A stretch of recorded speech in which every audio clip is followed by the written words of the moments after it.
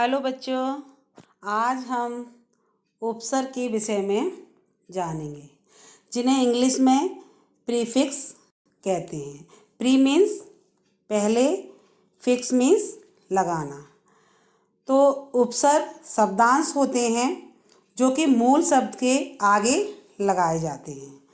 शब्दांश जो किसी मूल शब्द के पहले जुड़कर नए शब्द का निर्माण करते हैं तथा उसके अर्थ में विशेषता या परिवर्तन लाते हैं, वे उपसर्ग कहलाते हैं। उपसर्ग शब्दांश होते हैं। शब्दांश शब्द के पहले लगते हैं और अर्थ में बदलाव लाते हैं। जैसे आप यहाँ देखोगे, हार शब्द है जो कि एक रूढ़ शब्द है जिसका अर्थ पराजय होता है तथा उसका अर्थ माला भी होता है। इस प्रकार हार शब्द में विविध उपसर्ग लगाकर अलग अलग शब्द बनते हैं और उपसर्ग लगाने के बाद उन सब का अर्थ पूर्णतः बदल जाता है। जैसे कि आप यहाँ देखोगे, ये उपसर्ग है मूल शब्द और उससे निर्मित शब्द और उसका अर्थ। जैसे कि उपसर्ग है प्लस हार, आहार बना और इसका अर्थ भोजन। परि उपसर्ग प्लस हार, परिहार, उसका अर्थ है त्याग। प्रति प्लस हार, प्रतिहार, उसका अर्थ हुआ सेवक। उप प्लस हार, उपहार, उसका अर्थ हुआ भेंट करना। वि प्लस हार, विहार, भ्रमण या घूमना, ये इसके अर्थ हुए। तो यहाँ पूर्णतः इसका अर्थ बदल गया। अब यहाँ कुछ अन्य उदाहरण भी दिए गए हैं। जैसे कि पहला है गगन, गमन। गमन शब्द का अर्थ क्या होता है? जाना। यदि इसमें आ शब्दांश जोड़ दें तो इसका अर्थ क्या हो गया? आगमन। आगमन शब्द बनेगा जिसका अर्थ है आना, जिसका शब्द का अर्थ क्या हुआ? अर्थ आना, जो मूल शब्द के अर्थ जाने के बिल्कुल विपरीत हो गया। इसी प्रकार आ प्लस काश, आकाश, जिसका नभ, व्योम, अंबर, इसके जो पर्यायवाची भी हो सकते हैं, तो इसका अर्थ नभ हुआ। आ प्लस कार, आकार, शक्ल, सूरत आदि शब्द हैं जो आ उपसर्ग से जुड़कर बने हैं। इस प्रकार हम देखते हैं कि कभी एक ही उपसर्ग अलग अलग शब्दों से जुड़ते हैं और कभी क्या होता है कि एक ही शब्द में अलग अलग उपसर्ग भी जुड़ते हैं। तो दोनों ही स्थिति में मूल शब्द के अर्थ में कुछ विशेषता या उसमें परिवर्तन ला देते हैं। यहाँ हैं उपसर्गों के प्रकार। पहला है हमारा संस्कृत के उपसर्ग, दूसरा है हिंदी के उपसर्ग, तीसरा उर्दू के उपसर्ग, चौथा हमारा हुआ अंग्रेजी के उपसर्ग और उपसर्ग की तरह प्रयोग किए जाने वाले संस्कृत के अव्यय। एक से अधिक उपसर्गों का भी प्रयोग किया जाता है। पहला हो गया हमारा यहाँ संस्कृत के उपसर्ग। उपसर्ग, अर्थ और इसके उदाहरण। तो सबसे पहले हमारा है उपसर्ग, उसका अर्थ अन प्लस नहीं। इससे जो हमारे उदाहरण बने, नए शब्द बने, अनादर, अनुदार, अनावश्यक। अभि मीन्स सामने, अभियोग, अभिमान, अभिलाषा। अति मीन्स अधिक, अत्यंत, अत्याचार, अतिरिक्त, इन शब्दों का निर्माण किया गया। उत मीन्स ऊंचा या फिर श्रेष्ठ, उत्थान, उत्कर्ष, उत्सर्ग, उत्तम। फिर है अनु मीन्स पीछे, अनुज, अनुचर, अनुकूल।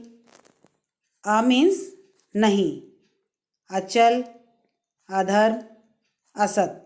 इस तरह उपसर्गों से अर्थ बताया और यहाँ से नए शब्दों का निर्माण किया गया। ये हुए आपके संस्कृत के उपसर्ग।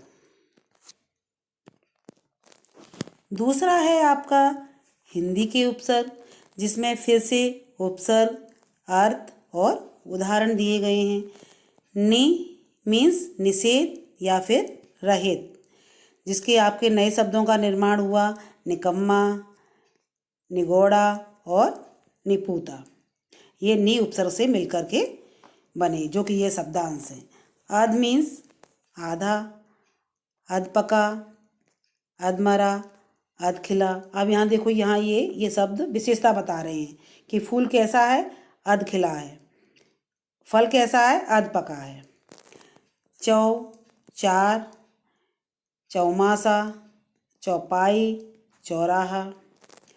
उन मीन्स एक कम, 29 30 में एक कम का होना। 39 40 में एक कम। फिर 49 50 में एक कम। भर मीन्स पूरा, भरसक, भरपूर, भरपेट। इस तरह नए शब्दों का निर्माण हुआ। अउपसर्ग मीन्स अभाव, अचेत, अज्ञान और अटल। इस तरह ये हिंदी के उपसर्ग से बनकर के नए शब्दों का निर्माण हुआ। तीसरा आपका आ गया उर्दू के उपसर्ग। ब मीन्स सहित या फिर के अनुसार। बखूबी, बनाम, बदौलत। गैर मीन्स बिना, गैर हाजिर, गैर मुल्क, गैर कानूनी, गैर सरकारी। अल मीन्स निश्चित, अलबेला, अलमस्त, अलबत्ता। कम मीन्स थोड़ा या फिर हीन। कमज़ोर, कम खत, कम अक्ल, कम खर्च। बद मीन्स बुरा, बदनाम, बदसूरत, बदतमीज। खुश मीन्स अच्छा, खुशखबरी, खुशबू, खुशहाल, खुश नसीब। इस तरह अब ये आपके उर्दू के उपसर्ग हुए। ये आपके हैं अंग्रेजी के उपसर्ग। वाइस मीन्स सहायक, vice principal, vice chancellor, vice president. Sub means अधीन या फिर नीचे। सब जज, sub inspector, sub registrar. Deputy means सहायक, deputy registrar, deputy collector, deputy manager. Chief means प्रमुख, चीफ मिनिस्टर, चीफ जज, चीफ सेक्रेटरी। जनरल, इसका मतलब है सामान्य या फिर प्रधान। General manager, general secretary. जैसे कि आप जानते हो, यहाँ पर ये शब्दांश, उपसर्ग क्या होते हैं, शब्दांश होते हैं। लेकिन यहाँ तो जो इंग्लिश में वाइस, सब, डिप्टी, चीफ, जनरल, ये सब क्या हैं, ये हमारे पूर्ण शब्द हैं, ये शब्दांश नहीं है। लेकिन अंग्रेजी के जो हम मूल शब्दों में इनको जोड़ेंगे तो यहाँ भी ये शब्दांश के रूप में ही इनको ऐड किया जाएगा। लेकिन ये अपने आप में पूर्ण रूप से शब्द हैं, लेकिन शब्दांश के रूप में ही इनको हम जोड़ेंगे। फिर है हमारा उपसर्ग की तरह प्रयोग किए जाने वाले संस्कृत के अव्यय, जो कि आवी मीन्स प्रकट, और इसका उदाहरण क्या हुआ, आविष्कार, आविर्भाव। चिर मीन्स बहुत देर तक, चिर आयु, लंबी आयु बोला है, जैसे चिरकाल, चिर स्थायी, लंबे समय तक स्थायी रहने वाला। पुरा मीन्स प्राचीन, बहुत पुराना, पुरातत्व, पुरातन। पुनर फिर पुनर्जन्म, पुनर्विवाह। अलम, अलम मीन्स क्या है, सुंदर। अलंकार, अलंकृत। अलंकार मतलब एक सुंदरता बढ़ाने वाला, ये जैसे कि भाषा की सुंदरता बढ़ाने के लिए भी अलंकारों का प्रयोग किया जाता है। सह मीन्स साथ, सहचर, सहोदर, सहपाठी, जो कि आपके साथ पढ़ने वाला है। तो ये उपसर्ग की तरह ही प्रयोग किए जाने वाले संस्कृत के अव्यय हैं। एक से अधिक उपसर्गों का भी प्रयोग किया जाता है। अब जैसे यहाँ देखो उपसर्ग 1, उपसर्ग 2, यहाँ 2 उपसर्गों का प्रयोग करके एक नया शब्द का निर्माण किया गया है और उसके अर्थ को भी बताया गया है। निर प्लस आ प्लस करण निराकरण, क्या मतलब हुआ, इसका अर्थ क्या हुआ, खारिज करना। आ प्लस नि प्लस यंत्रित अनियंत्रित, इसका क्या अर्थ हुआ, बेकाबू होना। आ प्लस सु प्लस रक्षित असुरक्षित, इसका अर्थ हुआ असंरक्षित। अति प्लस आ प्लस चार अत्याचार, अत्याचार का अर्थ क्या हुआ, जुल्म, शोषण करना। सु प्लस सम प्लस कृत सुसंस्कृत, इसका क्या अर्थ हुआ, संस्कारवान सदाचारी व्यक्ति। सम प्लस आ प्लस चार समाचार, समाचार का अर्थ क्या है, खबर।